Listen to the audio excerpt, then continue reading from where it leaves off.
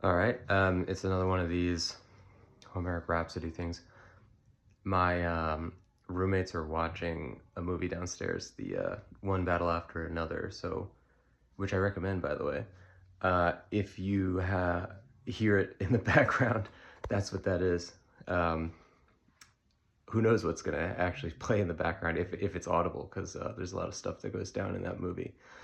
Um, so we're working on this story, which is the raid of Eëtion's Thebe by Achilles, and currently we're doing kind of a catalog of ships for, it's a catalog of Thebans, I guess.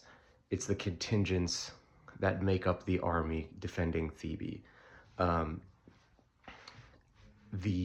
and I'm kind of reciting them at the beginning of every episode because I'm creating a lot of original characters with a lot of traits and stuff that it's hard to keep track of them. And who knows if I'll even be able to remember everybody. The most recent one of these was a couple days ago, so I don't know if I'll remember everything. Let's give it a shot.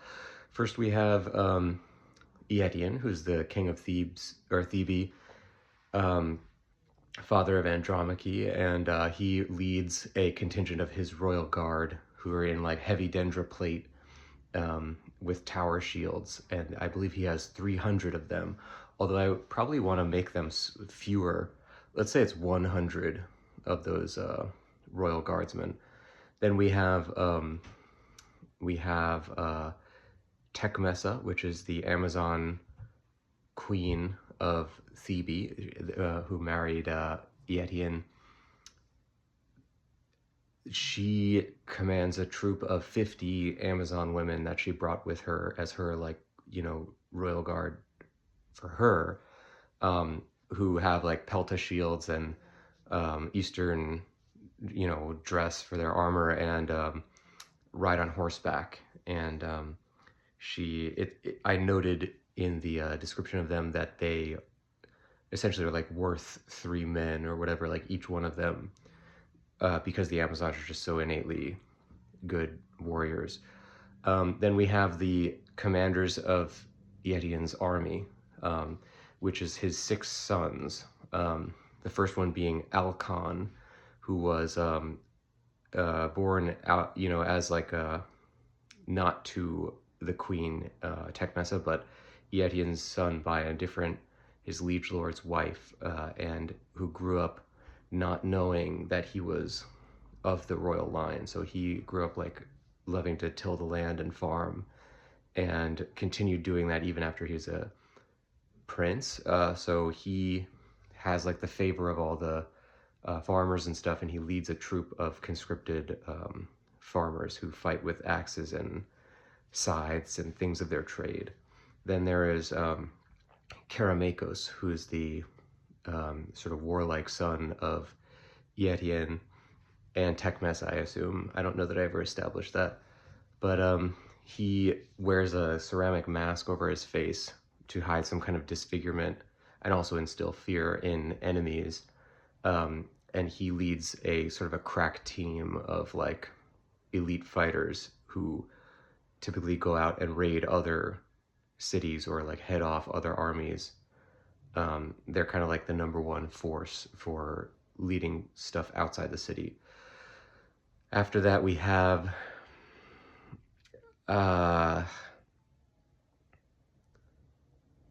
Mainin, who is the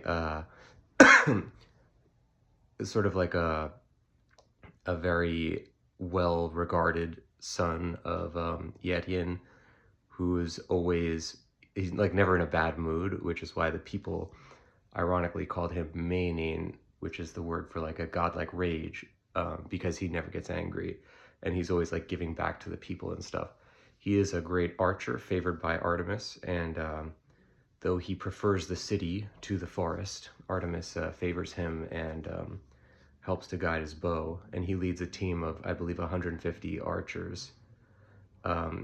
By the way, Keramakos leads a force of, I want to say 200, maybe 250 of those crack fighters, and Alcon leads a force of, I want to say 150 150 oh, right, we know it's those farmer warriors. Karameikos' guys are sort of medium armor, with like Aspis type shields, and who fight with a two-edged blade. And he himself, possibly also his army, wears like a Etruscan style sort of plate in front of his tunic, but no other major armor other than a helmet and mask, obviously, for him. Because they're, they want to be able to move faster. So I guess maybe you'd call that lightly armored. I don't know. But then we have, so Mainin has his guys, the archers. After that, we have Mastor. I want to say his name was Mastor. He is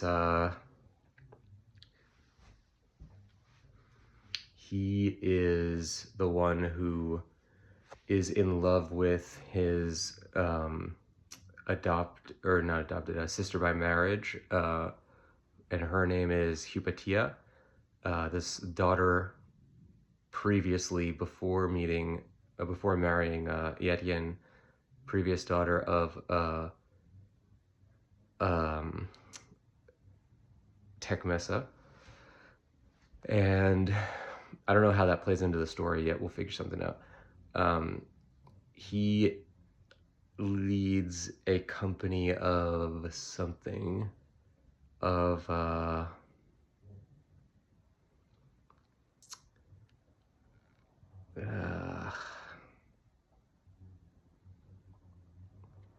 I can't remember. Maybe I'll remember it later. And then we have another guy who Pelion, I called him.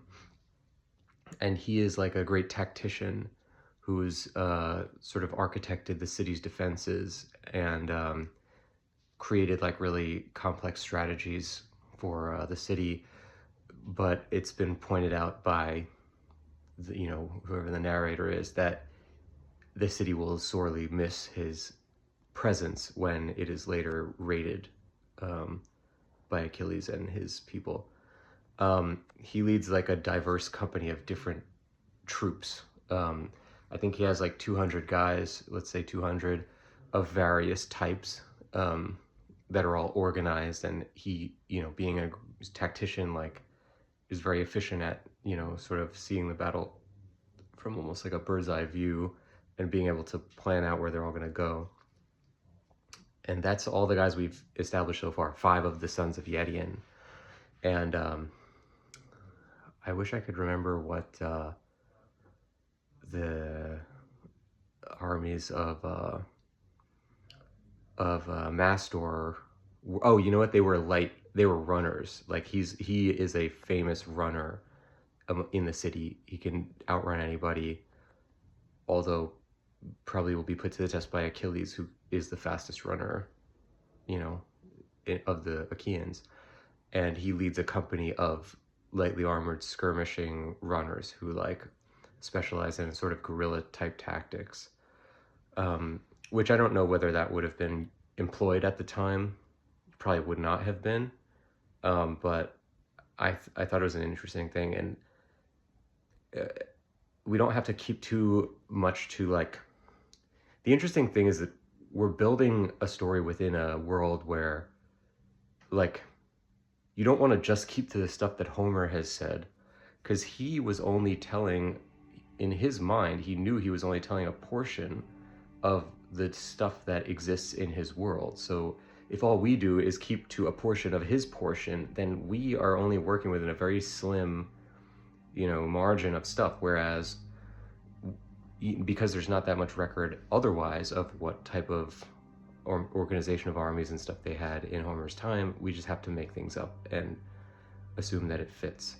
The other interesting sort of wrinkles about that is when any story comes passed down to us over the centuries and millennia, other time periods impose their own rules upon it and sometimes change the records before we ever got it.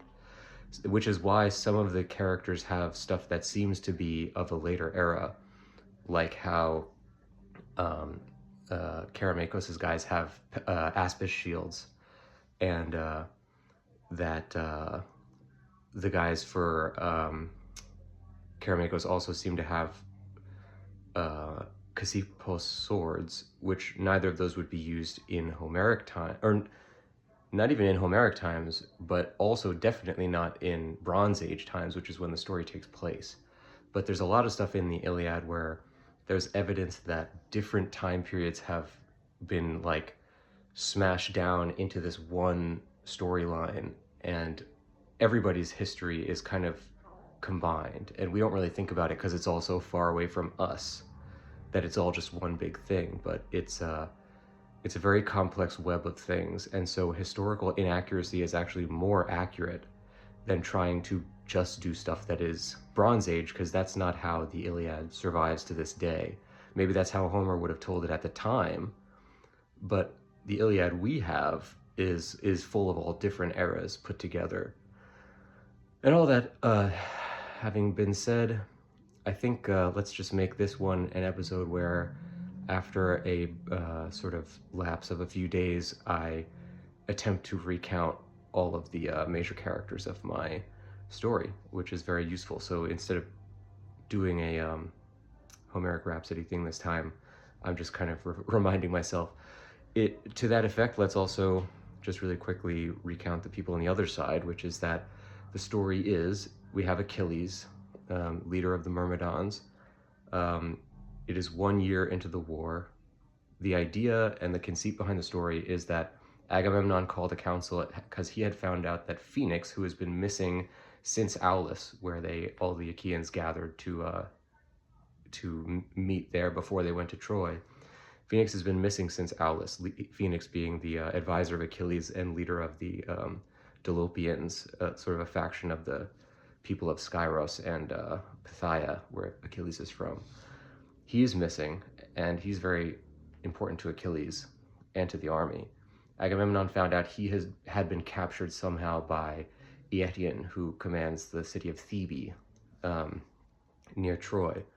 Now, they found out that Eëtion, or rather, aside from that, there's another thing happening where various captains are going out to raid other cities, and number one, to prevent them from reinforcing Troy, which is not besieged from all sides. It's only besieged from the water. So other cities can come in and just offer their services and bring their armies in from the other direction. So the Achaeans are going out to try and stop that. And one of the armies, led by Idomeneus, with his commander Meriones, is trying to head off a force of Cilicians, and which is also roughly where Thebe is, and that is now being reinforced by Thracians, who are meeting up with that force to become like a giant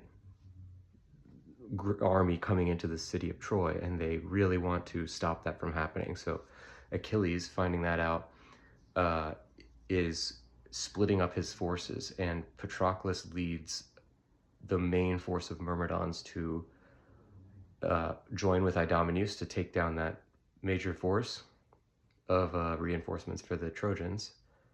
And then Achilles is going effectively almost alone, like with one of his commanders whose name I always forget. I think I called him Eumelus, but it's not that. He's the son of Hermes, one of the Myrmidon soldiers. And he's going with Automedon, his charioteer, and a force under, him and Eumelus, which is like a small token force of guys. And they're going to go try to, through cunning, to hold the Thebans, because they were warned, I believe, by one of the Olympians that if they can hold them at a certain ford, that there's only one kind of bottleneck to cross the river. And so they're going to try and stop them from crossing there until Patroclus can help Idomeneus take down the reinforcements and come to, attack the Thebans. A lot of, when I say it all out loud, it's kind of a complicated web that we've weaved here so far for the setup of this story. The inspiration for it, for anybody who knows their Irish lore, is based on a story, the Cattle Raid of Cooley, which is like the most famous ancient Irish story of Cú Chulainn, the great Irish sort of Achilles figure. Which I don't want to say what happens in that, because if you don't know the story, then it'll play out, newly for you. But there's sort of a blueprint that I'm basing this on, and if you know that story, you can see some of the places where it's starting to, where some of the pieces are starting to come together. It's very loosely based on it. There's like maybe 3 or 4 bullet points so far that I'm kind of incorporating. The main idea being that the hero who's opposing the big army is more or less by himself. His advisor is on the side of the enemy.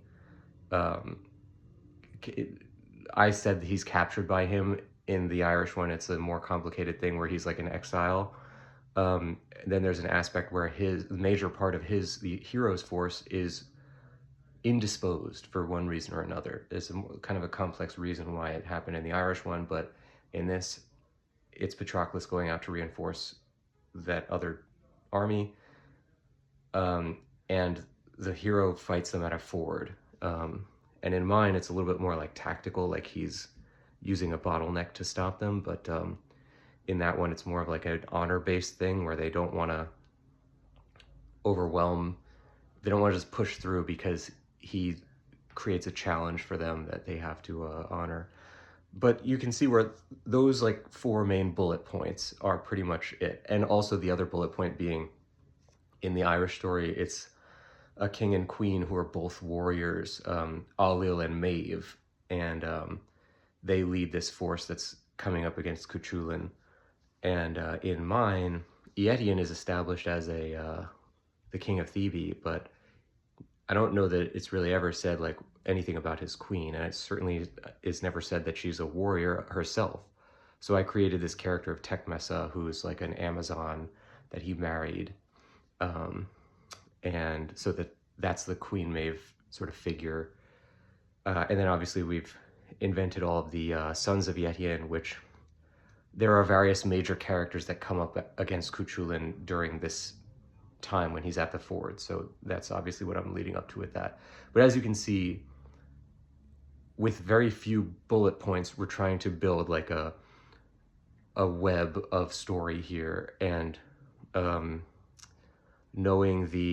don't know the Irish tales that well. I've only read one translation of the Toin Bo Cualinga, which is the Cattle Raid of Cooley by Thomas Kinsella, and I'm reading another one right now of like various tales, which is a different translation by, I forget who is, actually I could tell you because I have it right here. Cross and Slover translation. And I don't know that well, but I know the Iliad really well and the Homeric stuff really well, so I'm sort of trying to make it fit into everything I can with this outline of Irish tales that I can do. And I'm having a great time doing it, So this one's been a bit more of a reflective episode. There's not that much, there's no storytelling going on, but it's nice to have one like this where we can kind of recoup our thoughts. And just to confirm what's going on with this project, like, the blindfold's always on when I'm telling the story. I never look at anything. Sometimes you can see me kind of go like this because I check if I accidentally pressed the record button or forgot to press the record button. I get a little paranoid about it.